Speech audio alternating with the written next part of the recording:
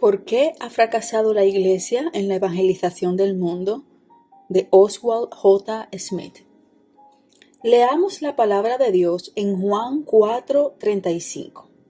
¿No decís vosotros, aún faltan 4 meses para que llegue la siega?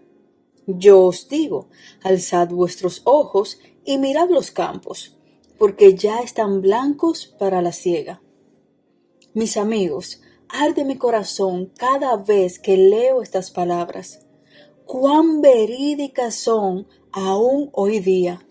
Cerca de 2000 años pasaron desde que Jesucristo nos habló de evangelizar y aún existen miles de tribus sin el evangelio y millones en países como la China y la India, amarillos, negros y cobrizos. Jamás han oído una sola vez algo de Cristo. Por lo menos el 65% de los 2.300 millones de habitantes de la Tierra aún permanecen sin evangelizar. Los mandatos de Dios siempre están acompañados de su capacitación para llevarlos a cabo. Podríamos haberlo hecho. No se habría burlado de nosotros pidiéndonos hacer lo imposible. Primero, tendrá que predicarse el Evangelio a todas las naciones, Marcos 13:10. ¿Por qué no se ha hecho aún?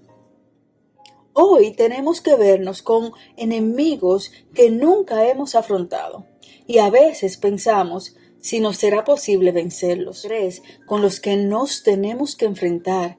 Me refiero al nacionalismo, las falsas religiones y el comunismo.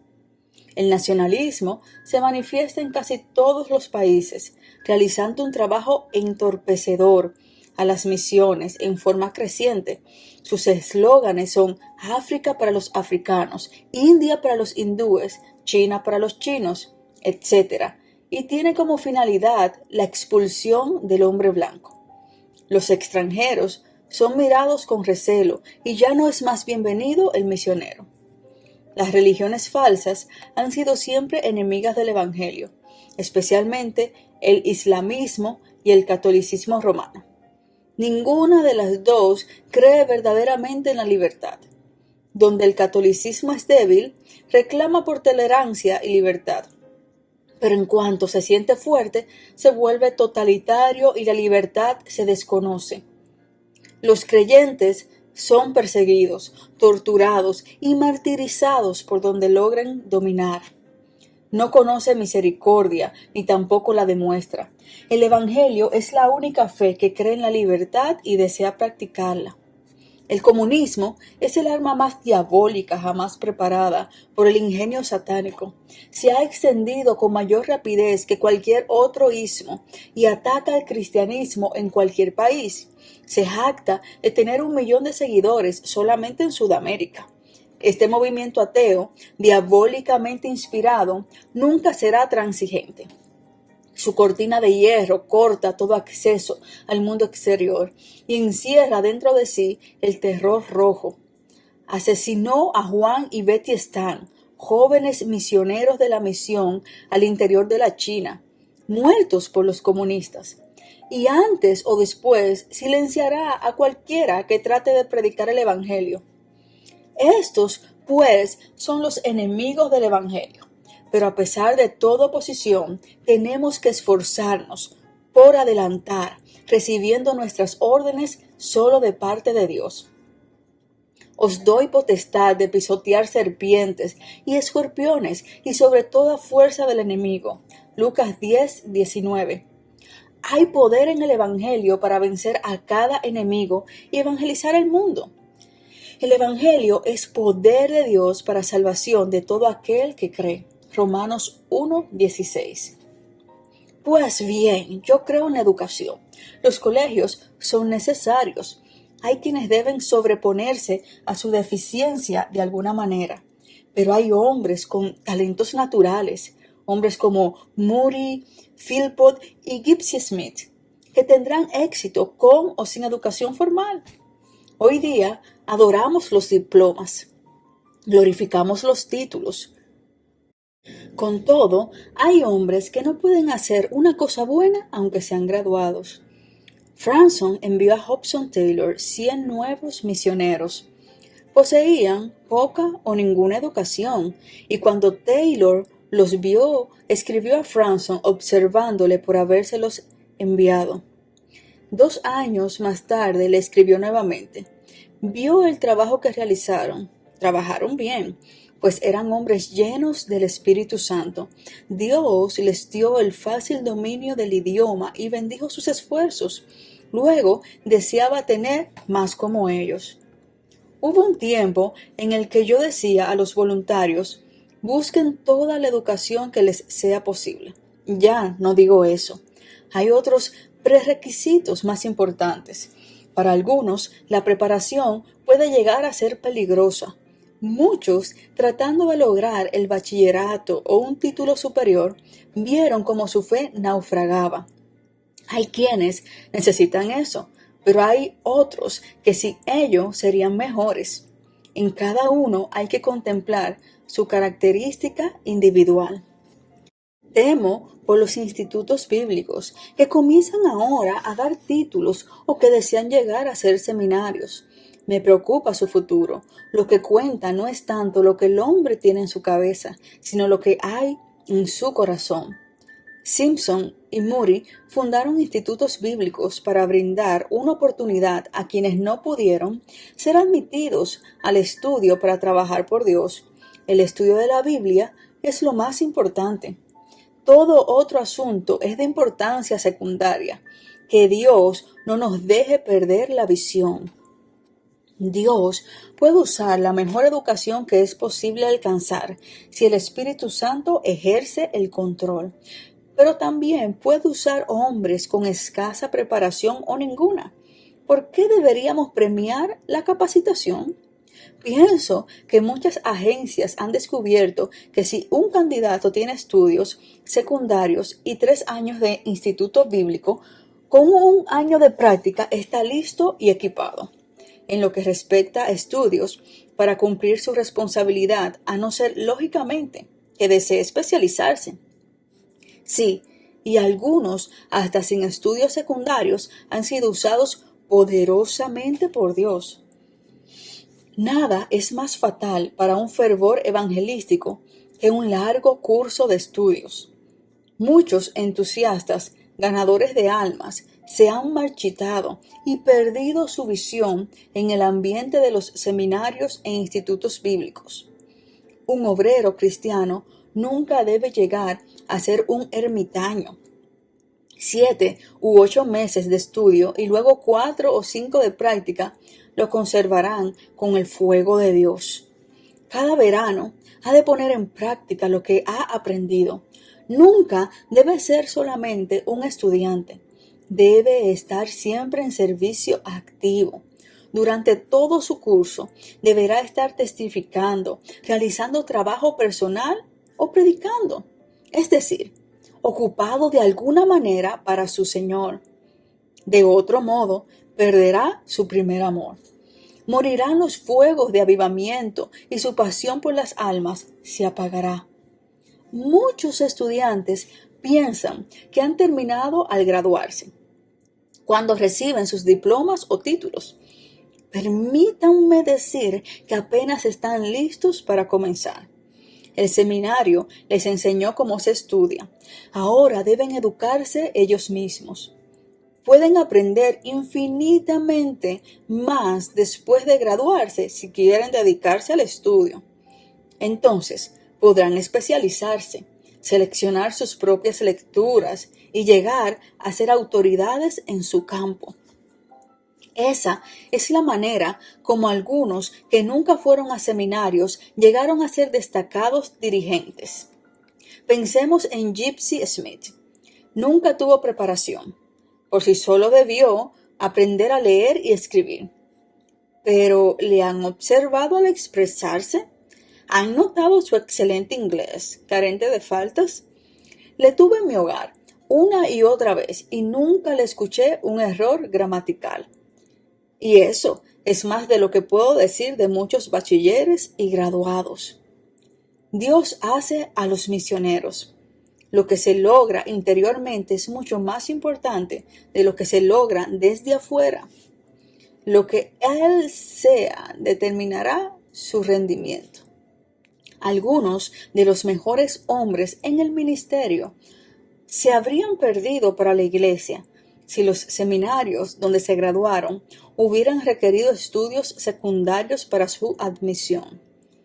Si un hombre es llamado por Dios para predicar el Evangelio y no tiene cualidades desde el punto de vista intelectual, ¿quiénes somos nosotros para ponernos en su camino? ¿Tienen todos que pasar por el mismo molde? ¿Qué decimos de los profetas de la antigüedad? ¿No puede ser alguien un pastor o evangelista exitoso a no ser que sepa griego y hebreo? Por esa misma razón nacieron los institutos bíblicos. Sacaron al joven detrás del arado y a la muchacha de la cocina y los capacitaron para el servicio cristiano. Las denominaciones han perdido miles de sus mejores y más devotos obreros justamente por mantener esas barreras y colocar tan alto sus exigencias académicas. Un cuidadoso conocimiento de la Biblia y cómo usarla es la mejor cualidad para el servicio cristiano. Pienso en estos momentos en un hombre en los Estados Unidos que ha logrado un trabajo estupendo para Dios. Acudió al seminario de su denominación en Canadá y fue rechazado por no haber cursado 3 años de universidad. No pudo ir a la facultad porque no había terminado de cursar la escuela secundaria y ya tenía demasiada edad para hacerlo. Apeló a uno de los más prominentes seminarios de una gran denominación en los Estados Unidos y fue aceptado inmediatamente. Se graduó y fue ordenado, pero la Iglesia de Canadá lo había perdido. Debería haber sido tratado como estudiante especial y aceptado, pues era alguien llamado por Dios y tenía condiciones para ir adelante. Muchas instituciones teológicas fallan al enseñar a sus alumnos cómo realizar la obra. Les brindan un conocimiento teórico, pero no les indican cómo ponerlo en práctica. Pocos seminarios dictan alguna materia sobre historia de la evangelización y los avivamientos. Y nada sería más importante. Conozco solo 2 institutos en los que realmente se enseña a los estudiantes a hablar en público y se los capacita para organizar campañas evangelísticas, usar métodos publicitarios, llevar a cabo cultos especiales de avivamiento, etc.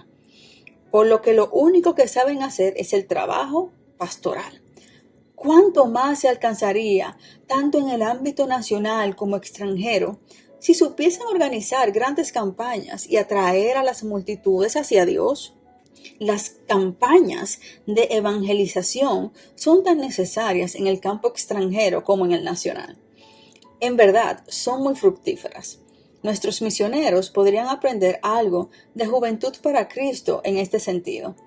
Debemos salir al encuentro del público. Debemos hacernos oír en las grandes ciudades de todo el mundo. Cuando estuve haciendo una campaña en las Indias Orientales holandesas, no quisieron los misioneros que hiciese invitaciones públicas.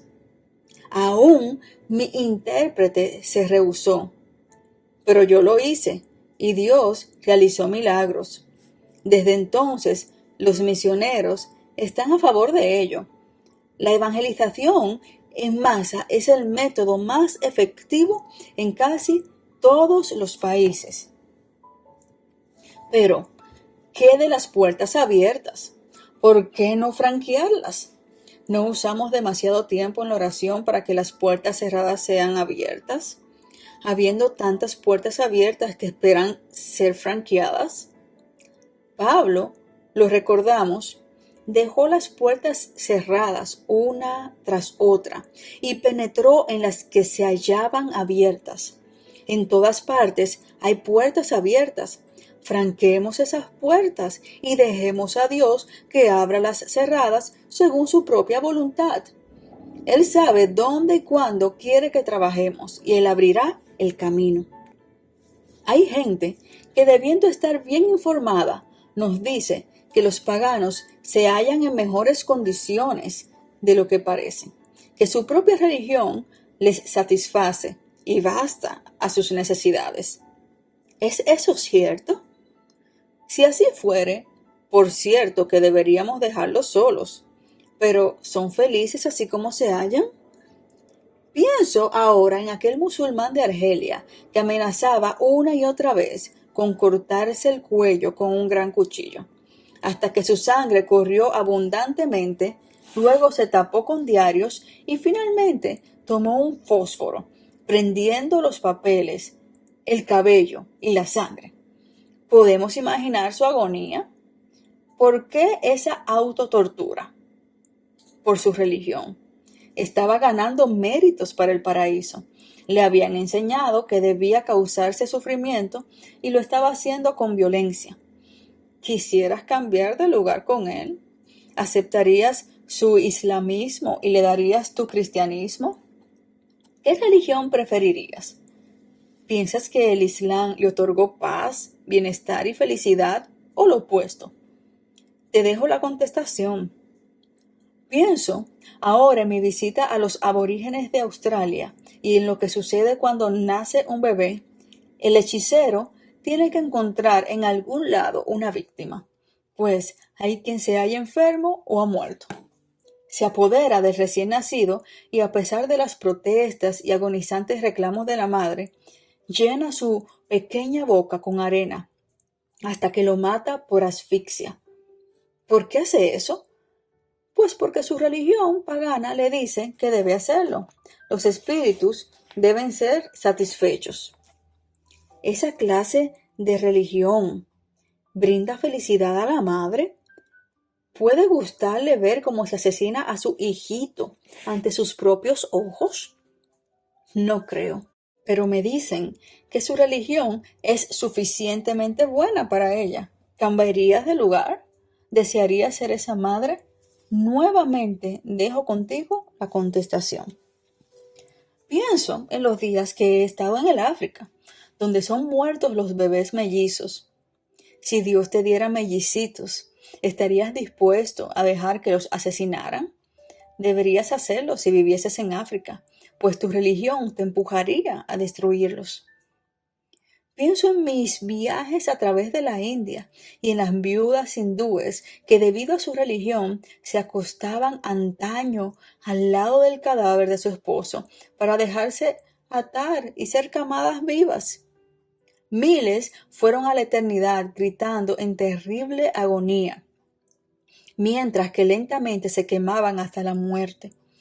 ¿Cambiarías tu religión por la de ellos? ¿Piensa que eso les rinde alguna satisfacción, algún gozo? Con todo, me dicen que los deje así, que están mejor como están. ¡Qué filosofía endurecida! También pienso en los paganos africanos, quienes cuando muere un jefe tiran sus viudas, 30, 60 o 100, a la misma tumba que él, y las entierran vivas. ¿Eso es algo agradable? ¿Estarías satisfecho con tal religión? Por último, pienso en mis experiencias en las islas de los mares del sur, en las que cuando muere un esposo, su viuda es estrangulada por su hijo mayor, si es de suficiente edad. Piensa en las miles de viudas que han muerto de esa manera. Una religión que demanda tales horripilantes prácticas, ¿te satisfaría? Entonces, ¿cómo puedes decir que está bien para ellos? Si tú, mi amigo, no estás dispuesto a aceptar para ti mismo estas religiones con sus consecuencias, sus prácticas abominables, deberías avergonzarte de decir que los paganos están bien como están. Sus religiones son religiones del temor, nada conocen de paz y amor, no tienen esperanza. Solo el Evangelio ofrece vida, y vida abundante, y aquello que satisface el corazón. El problema siempre consiste en la falta de obreros. En la China hay grandes campos para la siega y deben ser atendidos a mano. Con todo, son atendidos. ¿Por qué? Porque cada hombre, cada mujer, cada joven o cada muchacha con habilidad para manejar la hoz va al trabajo. Por consiguiente, hay obreros en abundancia. Nuestro Señor reconoció ese problema. Dijo: a la verdad, la mies es mucha, pero los obreros pocos. Rogad, pues, al Señor de la mies que envíe obreros a su mies. Mateo 9, 37 al 38. Si contásemos con suficiente cantidad de obreros, podría realizarse la tarea, pero siempre fueron escasos. Hoy día, con la población aumentada, son tan pocos los obreros en comparación como lo eran en los días de Jesús. Por eso es que constantemente apelamos a los jóvenes y a las señoritas para que se ofrezcan al servicio misionero. Debemos lograr más obreros. En 2 de Timoteo 2:2 vemos establecido el método paulino. Lo que has oído de mí ante muchos testigos, esto encarga a hombres fieles que sean idóneos para enseñar también a otros. El método de Pablo consistía en la enseñanza a unos, quienes a su vez habrían de enseñar a otros. Así se proveía, preparaba y equipaba a los obreros. El mejor camino para cumplir con eso, hoy día, es por medio de institutos bíblicos. Lo primero que deberíamos hacer al ir a un campo extranjero sería establecer un instituto bíblico, preparar a los obreros disponibles en cuanto hayan sido ganados para Cristo, y luego enviarlos como evangelistas entre su propio pueblo. El propio nativo es la clave para la situación. El misionero extranjero no puede nunca abrigar la esperanza de evangelizar el mundo. Nunca llegará el día cuando nos sea posible instalar un misionero procedente de nuestros campos en cada pueblo o ciudad. Y si pudiéramos hacerlo, no sería buena política. Pensemos en nosotros mismos llamando a extranjeros para que sean nuestros pastores. Eso no es natural. Jesús, lo recordarán, preparó a los 12, luego a los 70. Pablo nunca fue pastor. Ganaba convertidos, ordenaba los ancianos de la iglesia y seguía. Colocó las iglesias bajo la dirección nacional y desde un principio los indujo al sostenimiento propio. Eran organismos vivientes. Los organismos como estos siempre crecen. En Hechos 19, del 8 al 10 y 18 al 20, tenemos un ejemplo admirable del método paulino. Se nos informa que en 2 cortos años, todos en la provincia de Asia oyeron el Evangelio. Hubo un poderoso avivamiento. Libros pertenecientes a falsos cultos fueron quemados públicamente, libros que habrán costado enormes cantidades de dinero. ¿Cómo sucedió? Pablo se hizo cargo de una escuela y enseñaba cada día. Muy probablemente él mismo no viajó por toda Asia evangelizando aquella provincia. Hasta donde llega la información, permanecía en un lugar, pero enseñaba a otros. Luego, estos salían para predicar el evangelio a todas partes. Con los resultados descritos en el capítulo 19, ¿a dónde iba? Anunciaba el evangelio y hacía discípulos. Hechos 14:21. Ese método no podrá superarse. Resultará en todas partes. La misión a las Indias Occidentales lo ha probado. Comenzaron en Cuba con un instituto bíblico, no una iglesia, nótese, sino un instituto bíblico. Luego fueron a Haití y establecieron otro. Luego instalaron uno en la República Dominicana y otro en Jamaica. Actualmente han comenzado un quinto en una de las islas francesas. ¿Cuál ha sido el resultado? Los estudiantes, en cantidades de cientos, fueron de sus institutos bíblicos a lo largo y ancho de las Antillas, y más de 80,000 personas han sido ganadas para el Señor Jesucristo. El antiguo sistema ha sido seguido por décadas. Se han levantado iglesias en ciudades y poblaciones más grandes, pero los distritos de campo, donde vivía la mayor parte de la gente, fueron dejados sin evangelizar. La misión a las Antillas llegó allí. Se adoptó el método paulino y ahora las conferencias anuales tienen más de 7,000 almas ganadas para Cristo. tanto ha crecido y se ha multiplicado la palabra de Dios. En Etiopía, los misioneros habían tenido pocos resultados. Apenas se habían logrado un puñado de creyentes cuando yo estuve allí. Luego, los nacionales tomaron el control y durante la ocupación italiana, y a pesar de los encarcelamientos, torturas y martirio, 20.000 personas fueron conducidas a Cristo. Y eso sin contar con la ayuda de ningún misionero. Actualmente hay 50.000 cristianos y 300 iglesias nativas. ¡Qué milagro! Ese es el camino ideal, el único que tendrá éxito. Ese método reduce gastos. Los nativos pueden vivir más económicamente. No es necesario obtener visas. Pueden ser sostenidos por sus propias iglesias. No son necesarios fondos extranjeros. Todo lo que tenemos que hacer consiste en atender al misionero y su trabajo y dejar a los nativos que hagan lo restante. La obra llegará a sostenerse, gobernarse y propagarse por sí misma. Ese es el camino espiritual. El método paulino no puede superarse. Si no están perdidos antes que oigan, entonces haremos mejor en dejarles como están. Si perecen definitivamente aquellos que rechazan a Jesús, jamás deberíamos hablarles de Él. Mejor dejarles en su ignorancia que llevarles bajo condenación. Pero la enseñanza de toda la Biblia es que el hombre sin Cristo se pierde y que la única esperanza de salvación es el Evangelio. Este hecho terrible, señalado por un ateo, fue el que hizo ir a Stud al campo misionero. Si yo hubiera creído firmemente, dijo, como millones dicen, que el conocimiento y práctica de la religión en esta vida influyen en el destino de la eternidad, entonces la religión sería todo para mí. Tiraría como escoria por tierra las diversiones mundanas.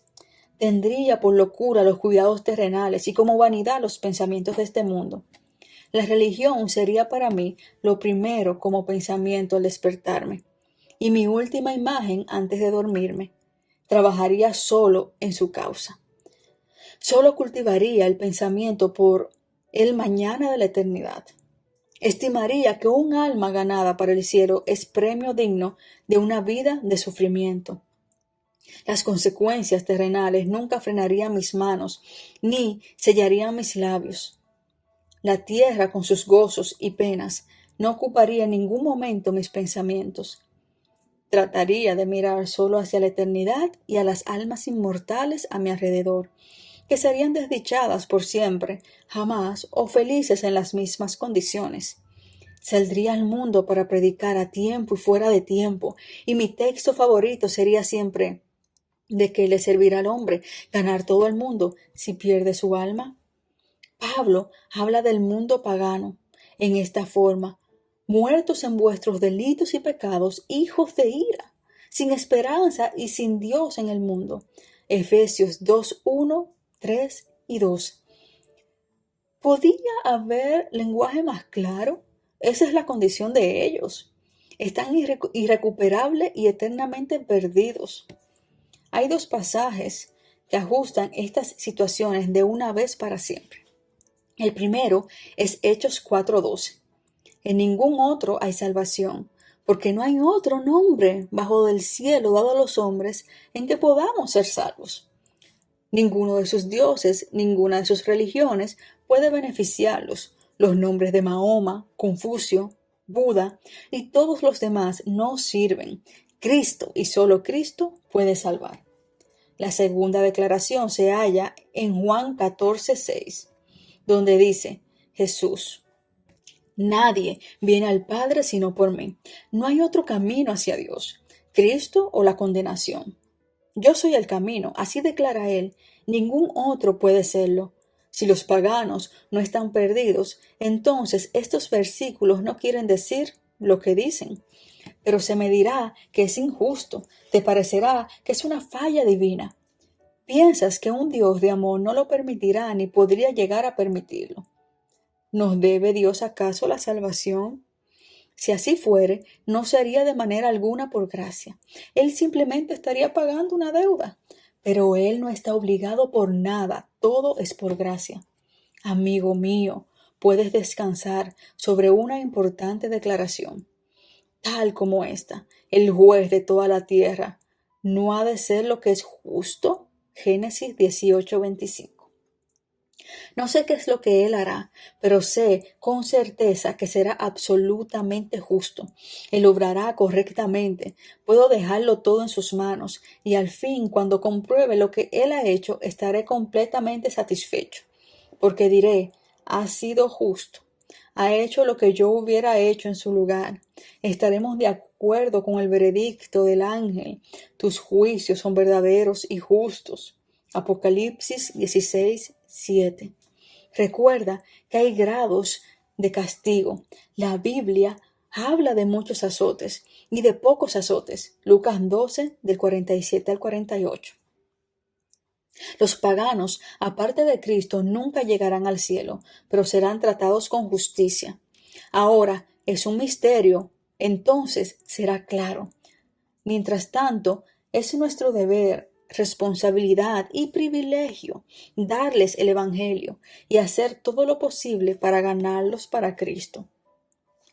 Todos queremos hacer la voluntad de Dios y sabemos que nada está más cerca de su corazón que la evangelización del mundo. Si hemos fallado en el pasado, no hay razón para que debamos fallar en el futuro. Pongamos manos a la obra. Trabajemos mientras el día dura. El mundo debe ser evangelizado. ¿Por qué no hacerlo en esta generación? Bien, puede ser que Dios te esté llamando y que quiera que vayas. Si es así, obedece al Espíritu. No seas rebelde a la visión celestial.